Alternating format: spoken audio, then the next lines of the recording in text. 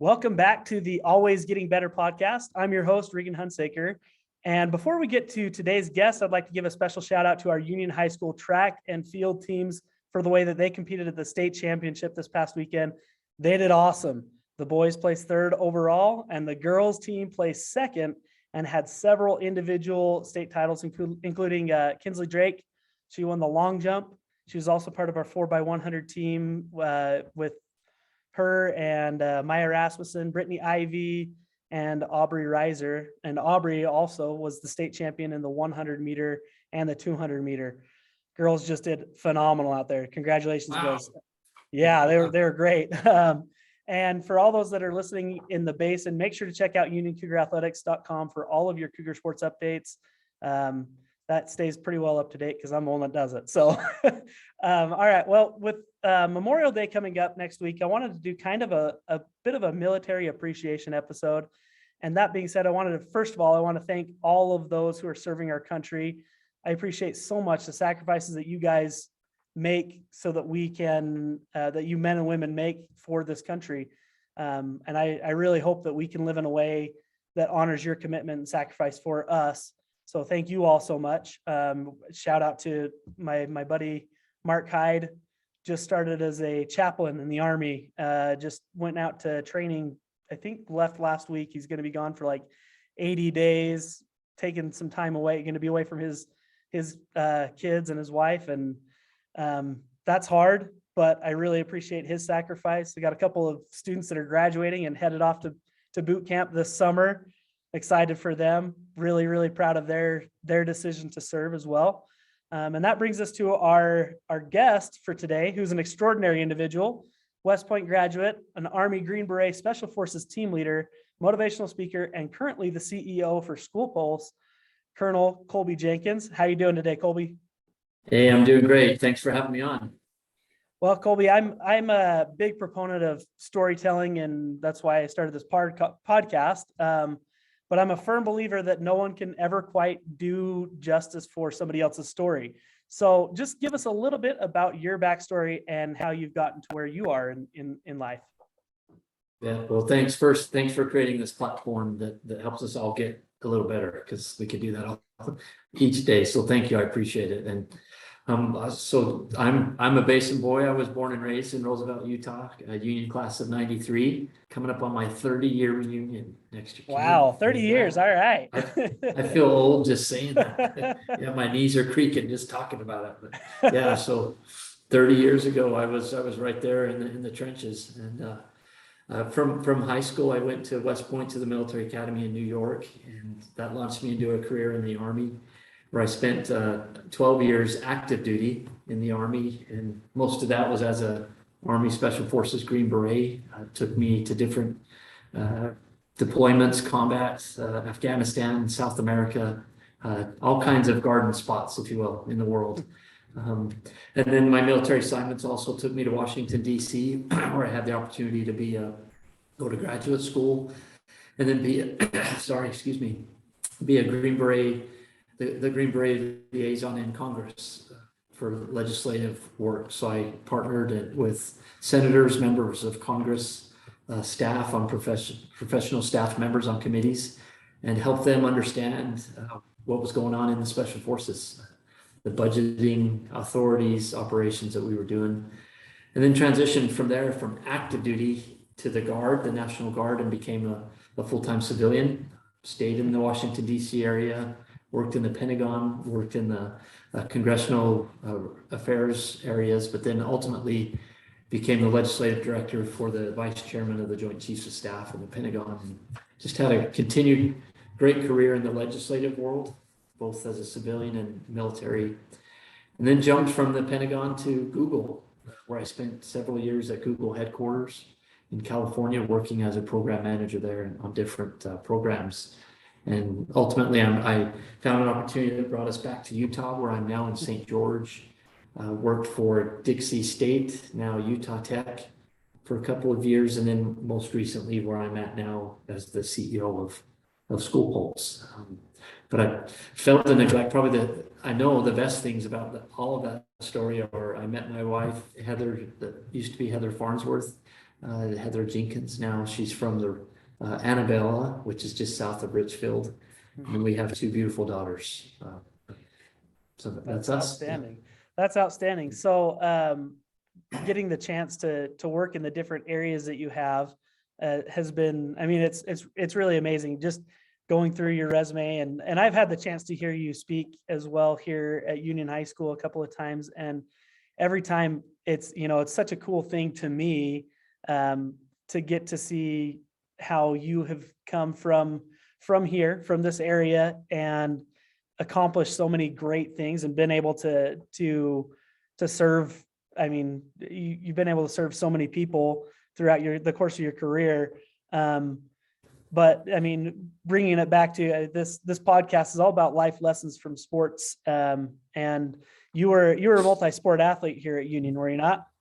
Yeah. Baseball and football were my primary ways to get in trouble. Yeah.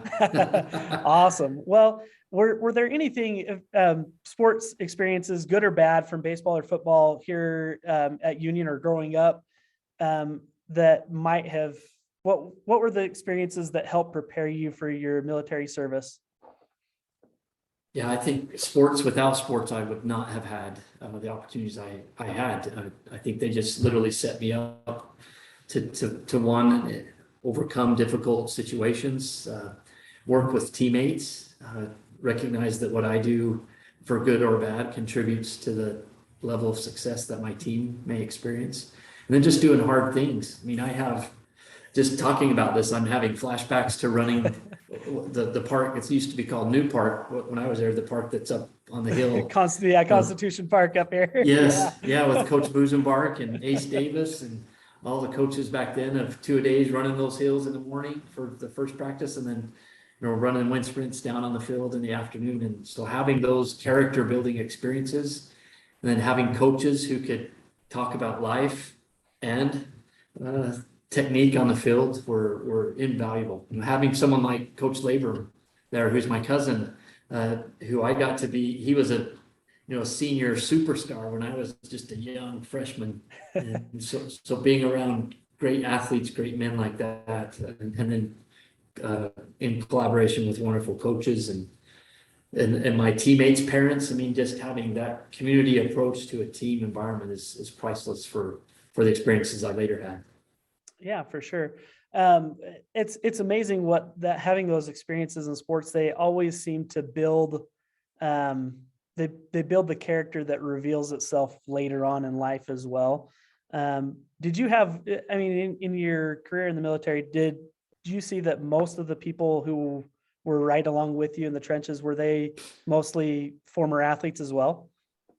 If not athletes, they were athletic.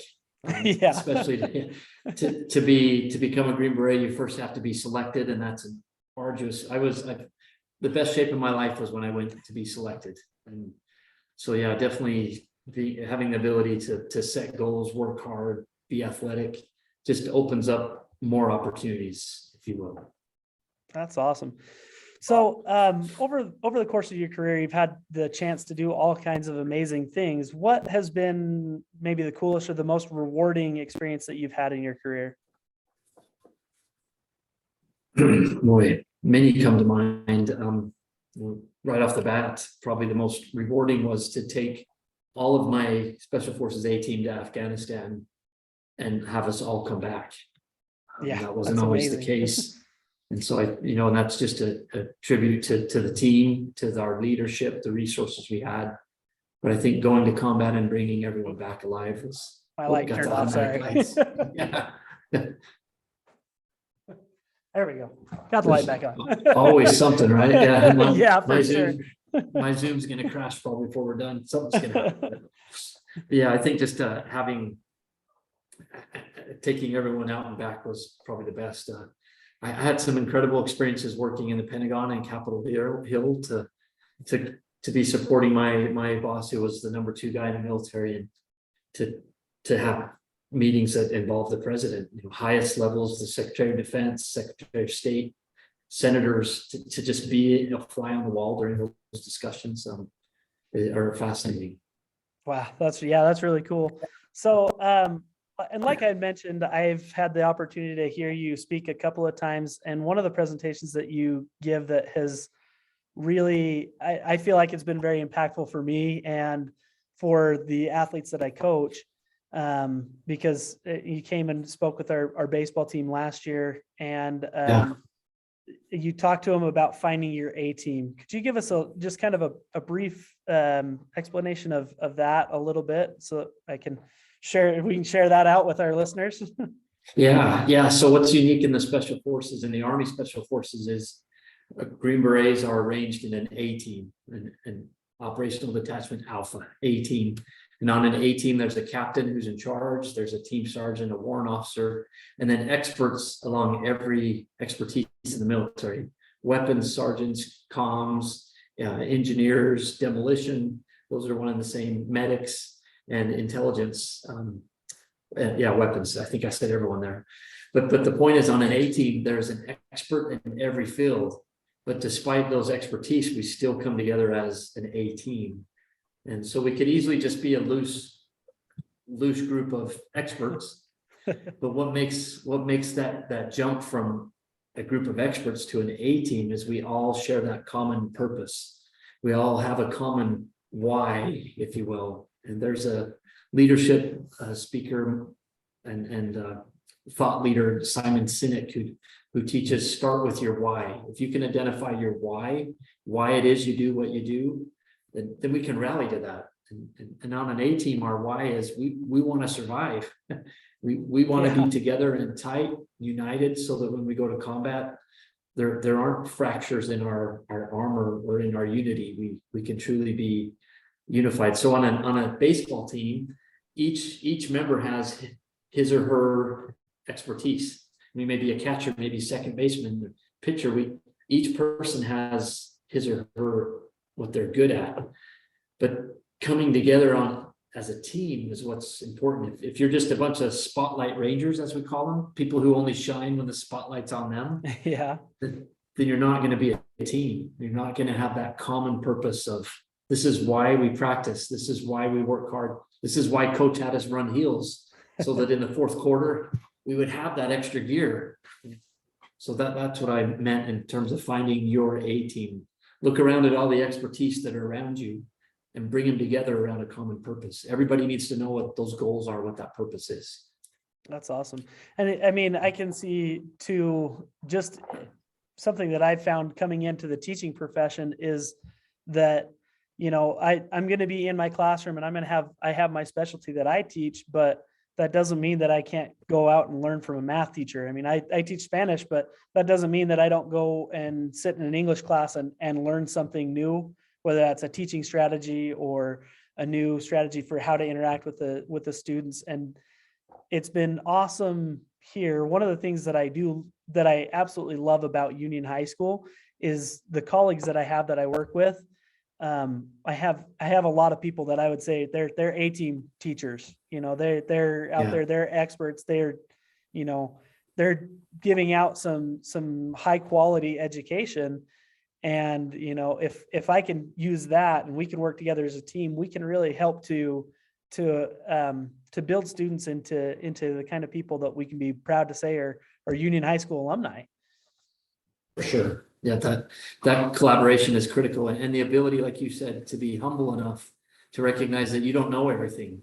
Mm-hmm. And as a leader, you're on an A team. I certainly didn't know everything. My Green Berets were the best of the best. I didn't know how to do things like they did, but I had to be humble enough to say, I don't know how to do that. You teach me how to do it. You show me how to do it as good as you. Make me better than I am.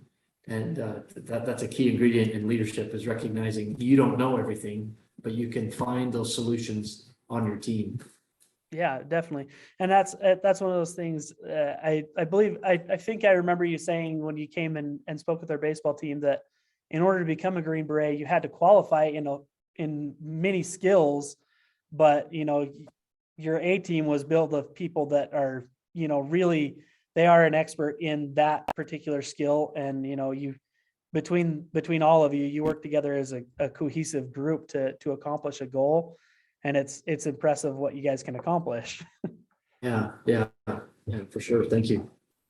So I wanted to touch on as well. I wanted to ask you to tell us a little bit about School Pulse and what you guys are doing, and why it's so essential to our world today. Yeah, thanks for asking. So I've been here in St. George for about 2 years, and in my job that brought me here, I was at Dixie State University as the director of the Atwood Innovation Plaza. And our primary role there was to help people with ideas, take those ideas to reality, help new companies grow, help them gain the resources they need, mentoring, just tangible assets. And one of those, sorry, I just had a one of those companies that I got to know was School Pulse. The two co-founders started working with us in the Innovation Plaza, started having success. They outgrew us, went out kind of on their own. And I just stayed in touch with them. And as they continued to grow, we had a conversation where it came to kind of a point where they said, well, we have a lot of things going, but we'd love for you to be our CEO. That I could help. And so as I started to learn more, and they made an offer, and just seeing what the good that they're involved in, I jumped from my old job to now be the CEO here, going on just over 2 months. And it's been every day. This will sound cheesy, but every day has been a highlight reel, because every day our team is literally helping build or save a life. I mean, literally. We are in nearly 20 states, over 50 schools, and helping students real time with mental support, mental health, mental fitness support. And so just in a nutshell, what it is, if just to frame the problem helps. So if you look across America, generally for every guidance counselor, there are 400 students. Yeah. So in a classroom, there's just an impossible ratio, 1 to 400-ish. How in the world can that counselor connect with all of those students? Well, it's impossible, really. You know, it's impossible just to make sure they graduate, let alone attend, you know, to make sure you got to take these classes and be a guidance counselor in that regard. But when you bring the mental turmoil that is involved in, especially today's youth, today's society, that guidance counselor cannot have an impact at a ratio of 1 to 400. And it's just impossible. So our goal in School Pulse is to take that ratio 1 to 400 and make it 1 to 1. And so we do that through being where the students are, and that's on their phones. And so when I first learned about this and thought, why would I want to join in an effort that gets kids on their phones? Because we want them off their phones. But in order for us to impact students or engage with them, we need to be where they're at, and that's on their phones, and they text. So we created a platform that delivers positive psychology via text messaging to students. So for example, if Union was working with us, which I hope they will eventually, as an alum, foot stomp. Yeah, there you go. Yeah. The students, to enroll, they simply scan a QR code and they receive their first text message. There's no app to download. There's no login or password. There's no phone number to call that's posted on a wall. It's a text message. And then going forward 3 times a week, the students will receive positive nudging, positive, dynamic, entertaining content, Monday, Wednesday, Friday, to help them engage with positive mental resources, support. And then we have live mental health experts on our end that are responding. Now, the beauty is the students, they respond back to us anonymously. So they're responding to us and opening up about all kinds of things to gain support from. And we are just there to provide a warm, kind, respectful, loving response. And we've found that 75 to 80% of the students are doing just fine. Mm-hmm. But the ability for them to express that and then receive reinforcement just expands on the goodness that they may already have. And so there's texting going on, live texting. We drop resources into those texts, whether they're podcasts, YouTube videos, quizzes, articles, fun, dynamic things that are geared and curated specifically for teens. Now, on the leadership side, and I'll stop talking here in just a second, but on the leadership side, for principals, for counselors, we provide a custom dashboard. So the principals and counselors can see how many students are on the platform. They can see the conversations as they're happening real time. Mhm. And we triage those. We have artificial intelligence that reads every message coming in and it gives it a sentiment score so that we know if the message is talking about self-harm or suicide, then it bumps it to the top of our queue right away. And then we respond in a triage fashion. And then we pin those messages so a principal and counselor can follow them real time. Yeah. And based off of the trends that we are seeing, the conversations that are happening, we now empower the principals and counselors to know, hey, this is what's happening in your school right now. Yeah. And we have dial sentiment scores that the counselors can see. And so we take leadership from what may be a reactive posture, put them in a proactive posture. That's just in a nutshell. Yeah, that's awesome. And honestly, I mean, coming from my experience where I'm in the classroom with these students all day, every day, they don't get enough positivity in their life. They really don't. So I really appreciate what you guys are doing. I think it's awesome to see that there are people working towards helping our youth that are understanding where they're at, because they're on their phones. That's where they're at the majority of their time. And whether we're, I don't know, whether we are accepting of it or not, that platform is somewhere where they trust a little more readily to send a text or to communicate through their phone rather than face to face. With a lot of people, they struggle with that. So I know that's one of the things that we as teachers, we're hoping that we can get them off their phones, but at the same time, if that's where their resource is, if that's where they're going to get some strength, some positivity, I mean, sign them up, man. Like let's get them on there. And if I could just add, one of our goals is to steer the student to an in-person connection, whether that's a counselor or a parent or a teacher. Through our interactions, we're reinforcing, we're helping maybe de-escalate if they're spiraling. Yeah. Then we're ultimately steering them towards a trusted, warm handoff in person. And we invite the parents to we invite the parents to be involved. Parents can be on our platform as well and receive the same content we're sending out so that they can understand what's being shared with my child. See, and I think that's one of the major benefits for what you guys have in your program, with the principals and counselors being able to be on the dashboard and know, hey, these are the conversations that are happening. Now that takes that ratio, that 1 to 400 ratio, and it makes it a lot closer to hey, now we've got 4 counselors and we've got 10, 15 kids right now in our school that are struggling mightily with this ideation, that kind of stuff. So it's a really positive benefit. Well, my lights turned off again. It's a really positive benefit, though, that the students have that opportunity, that ability to connect, and that the principals and counselors are going to be able to have that understanding of this is what is, these are the people that we need to have our focus on. Yeah, the trends that are happening, and just for perspective, our one high school, I was just looking at our dashboard for one high school that's in Idaho.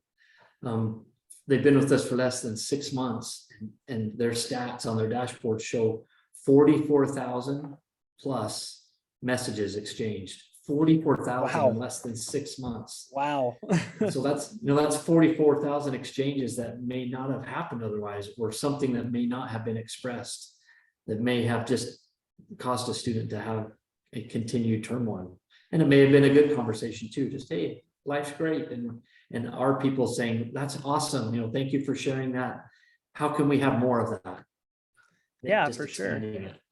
Well, and see, and I look at this, it's kind of funny because about 5 years ago, my mom, I shout out to my mom here.